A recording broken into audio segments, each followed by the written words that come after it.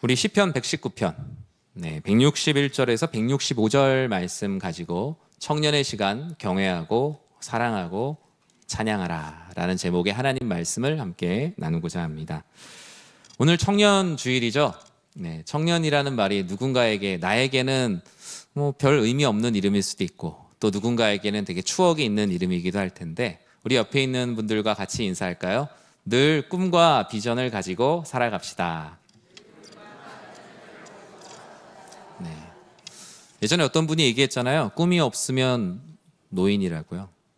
모두 다 하나님 안에서 꿈을 꾸고 아버지 하나님의 영광을 올려드린다면 우리 모두가 청년의 세대임을 믿으셔야 됩니다. 그렇게 믿으시기 바랍니다. 여러분, 청년 하면은 내가 청년이 맞나? 라는 생각이 들 텐데, 여러분 청년 몇 살까지입니까? 몇 살까지죠? 여러분 청년 도약계좌 가입 가능하십니까? 기본법으로 보면은, 청년 기본법으로 보면 청년의 나이를 19세에서 34세로 정의하고 있는 건 맞아요. 그런데 이 정의를 보면서 많은 지방자치단체들에서는 지극히 대도시 수도권의 현상을 보고 있다, 지방의 상황을 전혀 모르고 있다라며 중앙정부에 대한 비난이 그치지가 않고 있습니다. 여러분, 예전에 시골 드라마 같은 거 보면 청년회장이라고 나오는 아저씨가 나이가 어때요? 34세 이하로 보이세요? 그렇지 않죠? 청년회장인데 저보다 나이 많은 것 같은 그런 느낌이었습니다. 우스갯소리로 보았던 현상들은 지금 그렇게 일어나고 있어요. 특히 서울도 고령화가 심한 서울 사대문 또는 북쪽 지역의 구도심, 지방 중소도시들은 이미 법적인 변화를 시작했습니다. 서울의 도봉구, 강북구, 충남 태안, 전북 남원, 충북 영동 등은 작년에 이미 청년 기본 조례를 통해서 청년 연령을 45세로 상향했습니다. 그리고 이미 그 전에 경북 의령, 영양, 청도, 예천, 봉화, 울진 등은 이미 법적으로 49세까지가 청년이에요. 그래서 거기서는 청년 또는 청년에 해당하는 모든 법령들이 49세를 맞춰서 진행이 되고 있습니다. 그런데 이 기사의 댓글을 보니 아주 재미있으면서도 참 미래가 두려운 댓글들이 많아서 몇 개를 소개해 드리려고 합니다. 이런 댓글이 있었어요. 제가 보기에는 지금 시점에서는 55세까지 청년이라고 해도 될 듯. 두 번째 댓글은 시골 가면 우리 할머니도 새댁 소리 듣는다. 세 번째 댓글이 저는 참 또 와닿았어요. 청년 나이 올라간다고 기사 내면서 계속 청년들 어린애 취급하려는 수작. 저는 너무 와닿았어요. 청년들 계속, 너희는 계속 청년이야? 너희는 계속 지도받아야 돼? 너희는 여전히 어른이 될 수 없어. 50대도 청년이야? 라고 얘기하면서 기성세대가 그 다음 세대를 짓누르려는 수작이다. 이 기사에 대한 대단한 음모론을 제기를 했어요. 근데 저는 이 세 개가 다 맞다라고 생각을 합니다. 1년 전에 다른 데도 아니고 유엔에서 지구촌 새로운 연령 분류 기준을 발표했습니다. 충격적인 연령 분류 기준을 동네에서 발표한 게 아니라 유엔에서 발표했어요. 작년에 0세에서 17세 미성년, 18세에서 65세 청년, 66세에서 79세 중년, 80세에서 99세 노년, 100세 이상은 초월자, 장수 노인으로 분류를 했습니다.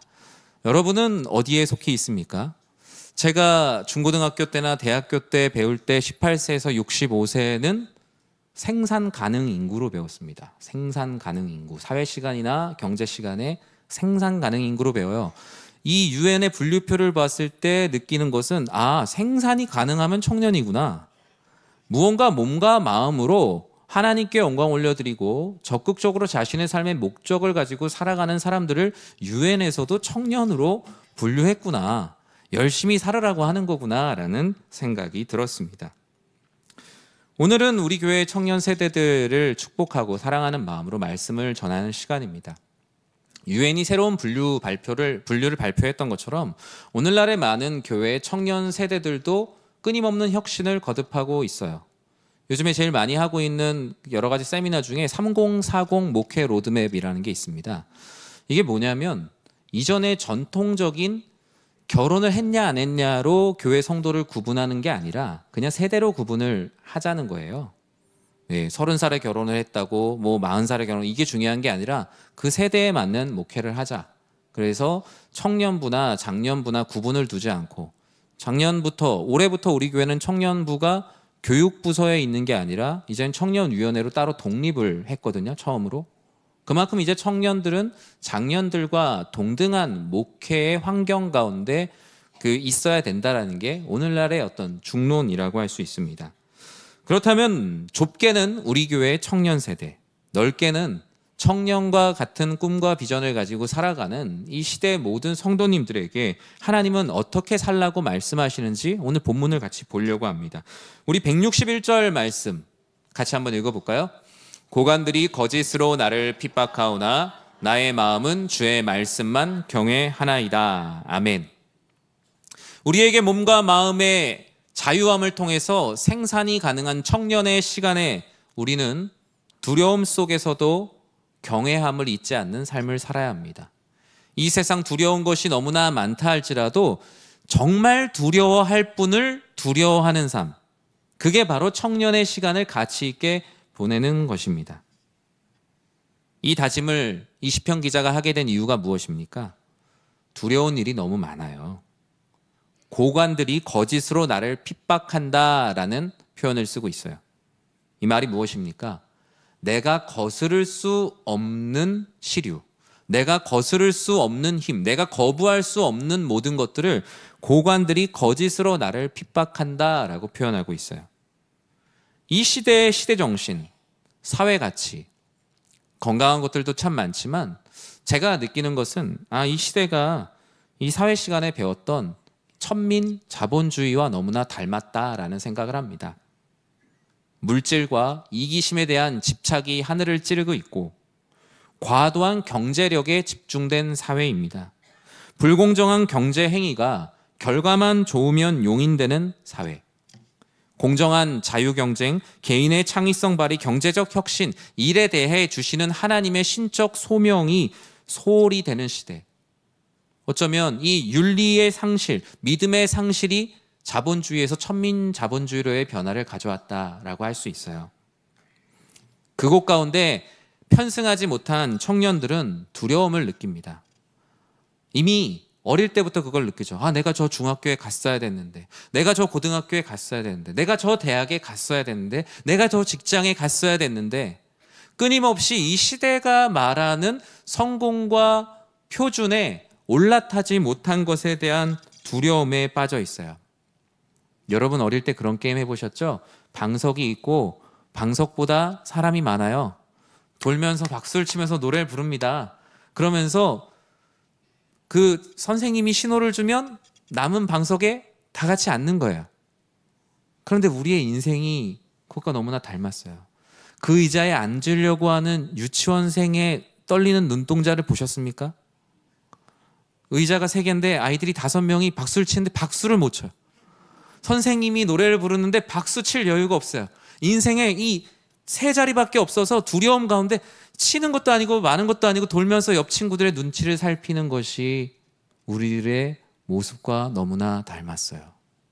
우리 청년들의 모습과도, 청년뿐만 아니라 우리 장년들의 모습과도 너무나 닮았어요. 내가 저 의자에 앉아야 하는데. 여러분, 포모라는 말 들어보셨어요? 포모. Fear of missing out.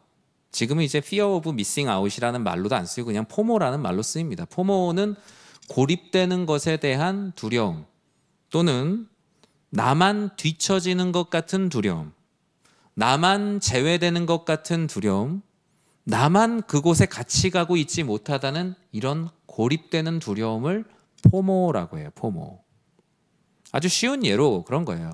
이게 원래 마케팅의 용어로 쓰였었어요. 일부러 많이 팔게 하려고 옆집 사람도 샀어, 저 사람도 샀어. 그러니까 안 산 사람이 불안해서 살 수 있도록 구매 욕구를 불러일으키는 거예요.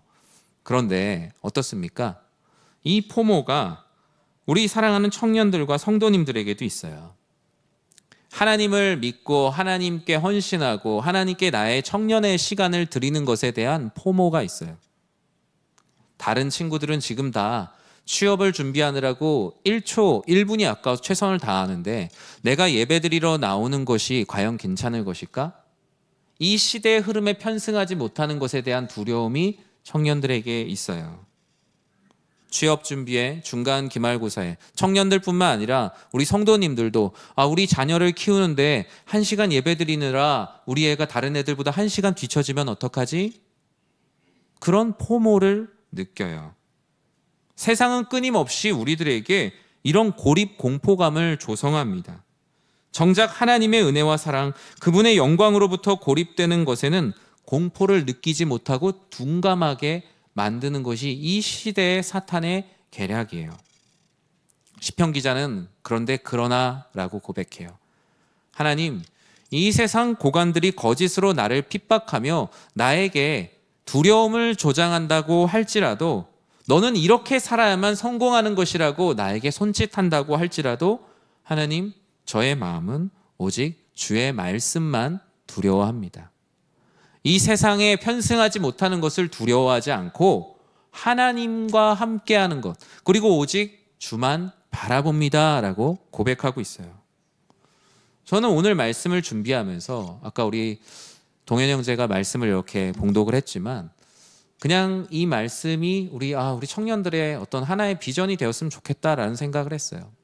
청년들에게 어떤 말씀을 전해줄까? 정말 이 세상 두려울 게 많지만 오직 주를 경외합니다. 그러한 다짐이 우리 사랑하는 이곳에 모인 청년의 시간을 보내는 모든 성도님들에게 있기를 주님의 이름으로 축원합니다. 오늘 본문은 이어서 62절, 162절과 163절에서 다음과 같이 말씀해요. 같이 한번 읽어볼까요?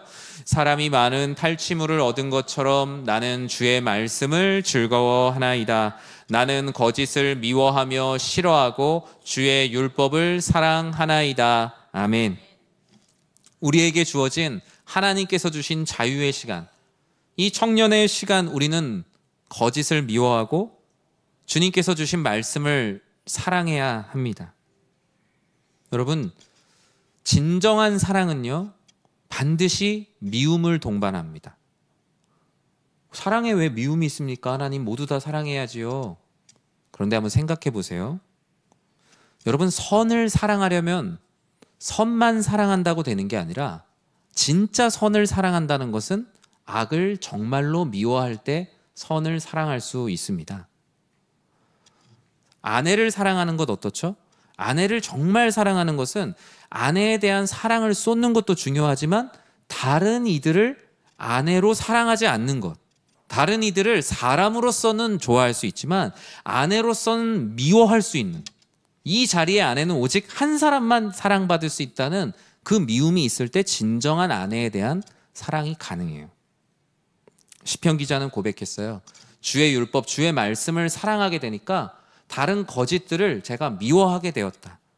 미워하고 싶다라고 말해요. 하나님의 말씀을 더 사랑하고 싶어서 미워하고 싶은 게 생긴 거예요. 앞서 포모라는 것을 말했죠. 이 세상 가치를 따라가지 못하는 것에 대한 두려움을 포모라고 말했어요. 근데 이 포모의 반대말이 있어요. 조모라는 말입니다. 조모. Joy of missing out. 오히려 내가 거기에 편승하지 못해서 즐거워. 내가 그 가치를 따라가지 못해서 오히려 좋아요. 세상 사람들이 가지는 그 탐욕을 내가 다 갖지 못해서 오히려 더 기뻐요. 이것을 조모라고 말해요. 하나님이 싫어하시는 것을 오히려 놓치는 것에 대한 즐거움. 하나님이 기뻐하시는 것을 꽉 쥔 손에서 오히려 놓아버리는 즐거움. 마태복음 13장 44절에 보면 바로 그와 같은 포모와 조모의 이야기를 볼 수 있죠. 천국은 마치 밭에 감추인 보화와 같으니 사람이 이를 발견하고 숨겨두고 기뻐하며 돌아가서 자기의 소유를 다 팔아 그 밭을 샀느니라. 이 사람이 자기의 소유를 다 팔 수 있었던 것, 놓아버리는 기쁨이 있었던 것은 바로 하나님을 사랑하고 주의 말씀이 나에게 그 어떤 보화보다 더 큰 보화임을 믿었기 때문이에요. 저는 우리 사랑하는 우리 교회 청년 세대가 붙들지 못하는 두려움보다 오직 주를 경외하고 주님 안에서 기쁨을 누리는, 오히려 하나님께서 기뻐하시지 않는 것들을 놓아버릴 때 기쁨을 누리는 아름다운 세대가 되길 주님의 이름으로 축원합니다. 오늘 본문은 세 번째로 이 청년의 시간 164절에서 다음과 같이 말씀하고 있어요. 같이 한번 읽어볼까요? 주의 의로운 규례들로 말미암아 내가 하루 7번씩 주를 찬양하나이다. 아멘. 우리에게 주어진 청년의 시간에 우리는 오직 주로 인해 찬양하는 삶을 살아야 돼요. 우리의 시간은 짧습니다. 우리 어르신들 20대, 30대, 40대 때 시간이 길었나요? 금방금방 지나가죠. 우리의 세월이 살같이 지난다는 것이 단순한 성경 말씀이나 우리의 찬양 안에 있는 것이 아니라 우리의 실제 가운데 있습니다. 다윗이 하나님을 찬양할 수 있었던 것, 오직 주로 인해 찬양할 수 있었던 것은 지난주의 말씀과 같이 이 하나님의 공의로움에 대한 감사와 감격, 은혜 때문이었어요. 이 세상은 왜 이렇게 불공평하고 정의롭지 못한 게 많은지 속상한 일이 많았어요. 박해받을 일이 많았고 어려운 일이 많았어요. 하지만 하나님의 말씀만은 항상 공의로우셔서 저를 혼내실 때는 혼내시기도 하시고 칭찬하실 때는 칭찬하시기도 하시고 세상 사람들이 다 손가락질할 때에도 오히려 잘했다고 말씀하시는 그 하나님의 의로운 말씀에 다윗은 감동했어요. 62절에 보면 이와 같이 다윗이 고백했거든요. 내가 주의 의로운 규례들로 말미암아 밤중에도 갑자기 일어나서 주께 감사한다고요. 밤에 잠이 들 때 두려움 가운데 속상한 일들이 많아요. 내일 회사에 가서 어떤 삶을 살까? 내일 학교에 가서 어떤 삶을 살까? 나의 앞으로의 진로는 어떻게 될까? 나의 인생은 앞으로 어떻게 개척해 가야 할 것인가? 두려움 가운데 잠이 든 청년의 세대를 주님께서 은혜를 더하셔서 밤중에 갑자기 일어나서도 하나님의 은혜로 내가 살고 있지. 내가 왜 두려움 가운데 잠이 들었지? 하나님께서 나를 지켜주고 계시는데. 다윗은 그와 같이 하나님을 찬양했어요. 하나님의 그 의로운 그 사랑이 너무나 커서 밤에도 자다가 벌떡 일어나서 주의 의로움을 찬양했다라고 말합니다. 저는 사랑하는 청년들에게 이런 은혜가 가득하길 주님의 이름으로 축원합니다. 하나님의 말씀을 지키고 주로 인해 기뻐하기로 작정하지만 우리 사랑하는 청년 세대 가운데 얼마나 유혹이 많이 있습니까? 내가 정말 이렇게 신앙생활하는 게 맞나? 내가 교회에 와서 다른 청년들은 자기 개발에 되게 힘쓰고 있고 무언가 앞서 나가는 것 같은데 내가 이 예배당 안에서 말씀을 듣고 또 찬양팀으로 헌신하고 선교를 가고 하는 일들이 과연 맞는 일인가? 많은 청년들이 그 가운데 고민이 있어요. 어떤 청년들은 헌금을 하면서도 그런 생각이 들었다고 해요. 자신의 부끄러운 이야기라고 말하면서 하나님께 이 헌금을 드리는 것도 너무 아깝지 않나? 지금 내가 대출도 많고 갚아야 되는 것도 너무나 많고 이거 뭐 청년들뿐만 아니라 우리 모든 세대가 공감하는 거 아니겠어요? 가정에 재정적으로 되게 많은 어려운 일이 있는데 이렇게 하나님께 헌금을 하는 게 맞나? 오히려 이 모습을 보고 사람들이 하나님을 믿거나 교회를 조롱하진 않을까? 우리 안에 그런 두려움이 있어요. 하나님 말씀이 무엇인지 알지만 그 추세를 따라가지 못하는 것에 대한 두려움이 있다고요. 예전에 한 교회에서 그런 일이 있었어요. 이 두려움 때문에 상당히 마음이 힘들어서 오랫동안 신앙생활을 쉬었던 청년이 있었어요. 항상 선교도 열심히 하고 주일학교 교사로도 열심히 섬기고 어쩌면 내가 해야 되는 일 이상으로 하나님의 일과 교회의 일에 최선을 다해 섬겼어요. 그런데 한 번 그런 어려운 일이 있었어요. 한 번도 교회 안에서 보지 못했던 청년, 교회도 나오지 않고 있었던 청년이 사법고시에 합격을 했어요. 근데 주변에 있는 어른들이 다 하나님의 은혜라고 그 청년을 지켜 세우고 앞에 간증자로 세우고 열심히 섬겼던 그 청년의 마음 가운데 포모가 찾아왔어요. 나도 저렇게 살아야 되지 않을까? 예배 한 10년 안 드리고 뒤로 하고 오직 나를 위해서 살면 저렇게 하나님이 하셨다라고 간증할 수 있지 않을까? 그 두려움은 누가 만들었습니까? 청년이 만들기도 했겠지만 어쩌면 기성세대의 미숙함으로 만들어낸 청년에게 주어진 공포가 아닐까요? 사랑하는 성도 여러분, 저는 오늘 이 다윗의 고백처럼 우리 청년들의 마음 가운데 오직 주로 인해 찬양하는 그 찬양이 가득하길 기도해요. 다윗은 하루 7번 주님을 찬양했다라고 말해요. 시간을 정해서 9시, 11시, 1시 이렇게 찬양한 것이 아니라 하루 7번 주를 찬양했다는 것은 온종일 하나님의 말씀이 나에게 너무나 은혜가 되고 주님의 사랑이 너무나 벅차서 나의 삶의 모든 순간 주를 찬양하지 않고는 살아갈 수 없다는 자신의 고백이 사랑하는 청년의 마음 가운데, 이 시편 기자의 마음 가운데 있었다는 거예요. 이곳에 모인 모든 성도 여러분, 여러분의 하루의 7번은 무엇으로 채워져 있습니까? 불평과 불만으로 얼룩진 하루의 7번, 때로는 불안과 염려와 걱정이 내 입에서 하루 7번씩 나오고 있지는 않습니까? 아니면 누군가에 대한 미움으로 정죄와 비방이 나의 하루의 7번을 채우고 있습니까? 나에게 주어진 이 청년의 시간, 두려움 속에서도 주를 경외하며 거짓을 미워하고 말씀을 사랑하며 오직 주로 인해 하나님을 찬양한다는 그 찬양이 여러분의 삶의 7번을 가득 채워가길 주님의 이름으로 축원합니다. 오늘 본문은 이렇게 청년의 시간을 값지게 살아간 이들을 165절에 다음과 같이 축복하고 있어요. 같이 한번 읽어볼까요? 주의 법을 사랑하는 자에게는 큰 평안이 있으니 그들에게 장애물이 없으리이다. 아멘. 저는 이 말씀을 사실 청년들의 삶의 마음의 중심에 이렇게 붙여주고 싶어요. 두려운 일이 많고 걱정되는 일이 많을 때, 또 우리 사랑하는 성도님들도 하나님을 믿는 것이 과연 내가 이렇게 계속 믿는 것이 맞는가, 내가 이 시간 하나님께 드리는 것이 맞는가 걱정과 고민이 될 때 이 내 마음에 탁 붙어있는 이 말씀이 보였으면 좋겠어요. 어떤 상황에도 주의 법을 사랑하는 자들에게는 큰 평안이 있다. 그들에게는 장애물이 없을 것이다. 큰 평안이 무엇입니까? 인간의 전인격이 완성되어 안정되어 영육이 강건한 상태를 큰 평안이라고 말해요.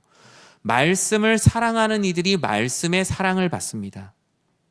어떤 의미인지 아시겠어요? 하나님의 말씀을 사랑하는 자만이 말씀의 사랑을 경험한다고요. 말씀의 사랑을 받은 자만이 말씀을 사랑하기도 해요. 그 말씀의 사랑이 바로 주님의 사랑이에요. 예수님께서 근심하고 걱정하는 제자들에게 말씀하셨죠. 평안을 내가 너희들에게 준다. 근데 내가 주는 평안은 이 시대에 있는 평안이 아니라 세상이 줄 수 없는 평안이다. 그 평안이 바로 큰 평안입니다. 우리의 영육을 안정시키고 완전하게 하시고 완성시키시는 그 주님의 사랑. 우리가 행복한 예수 가족이 된다라는 것. 행복이란 말씀의 사랑을 받아본 사람이 느끼는 전인격적인 감정이에요. 행복한 예수 가족이 된다는 건 주의 법을 사랑하고 주의 법이 나를 사랑함을 느낄 때 그 사이에서 느껴지는 그 하나님의 사랑으로 서로 사랑하는 것. 그것이 바로 행복한 예수 가족들이 가져야 되는 마음입니다. 큰 평안뿐 아니라 장애물이 없다라고 말씀하세요. 주의 법을 사랑하는 이들에게 장애물이 없다. 다른 삶은 장애물이 무엇인지 분석하고 살아가는 삶이지만 장애물이 없을 뿐만 아니라 장애물이 있다 하여도 장애물이 없는 것처럼 뛰어넘게 하신다. 시편 18편 29절에 보면 다윗은 이와 같이 고백해요. 내가 주를 의뢰하고 적군을 향해 달리며 내 하나님을 의지하고 담을 뛰어넘나이다. 이 말씀은 시편 18편 1절에 있는 나의 힘이 되신 여호와여 내가 주를 사랑하나이다 라는 말씀에 이어져 오는 말씀이에요. 저는 우리 사랑하는 청년들이 주님을 더욱더 사랑하는 청년의 시간을 통하여서 인생의 수많은 담들을 뛰어넘는 힘과 용기와 능력을 갖길 주님의 이름으로 축원합니다. 말씀을 맺습니다. 청년 주일에 우리는 두 가지 의미를 새깁니다. 우리 교회 청년 세대들을 사랑하고 섬기자. 그리고 두 번째는 우리는 하나님 앞에 영원한 청년으로 살아야 한다는 것. 우리는 이 두 가지를 마음 가운데 붙들며 갑니다. 주어진 우리의 시간, 하나님 앞에 생산적인 시간인 청년의 시간을 늘 청청한 마음으로 주의 법을 사랑하는 자로 결단하시기 바랍니다.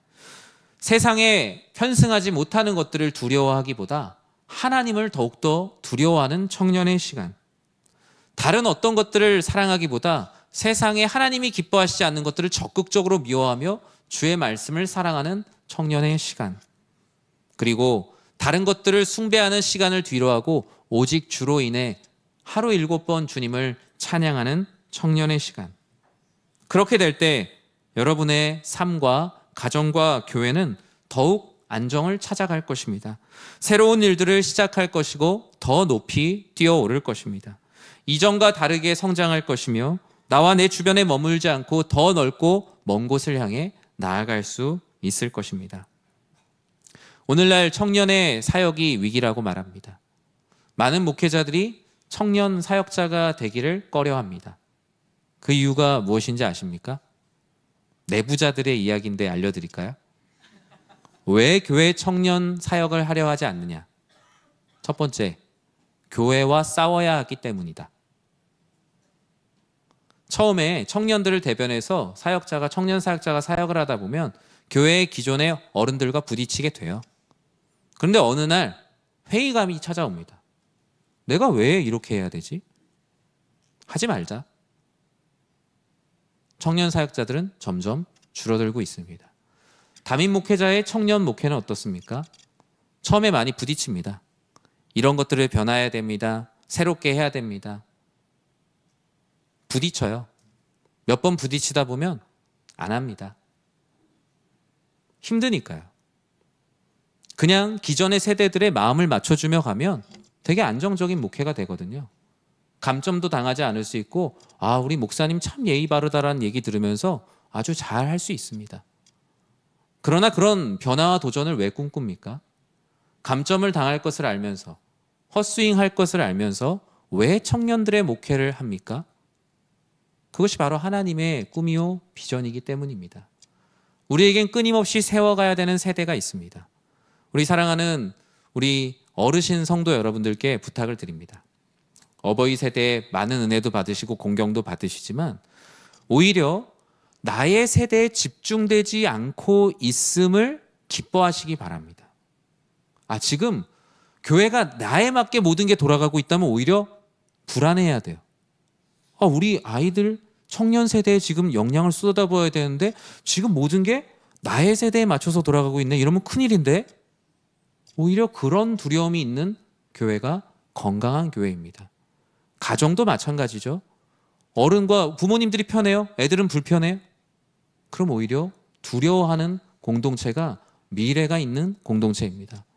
청년의 시간, 하나님께서 기뻐하시는, 주를 경외하고 사랑하고 찬양하는 삶을 살아도 결코 실패하는 삶이 아니라는 놀라운 선물을 청년 세대 가운데 전해주는 모두가 되시길 주님의 이름으로 축원합니다.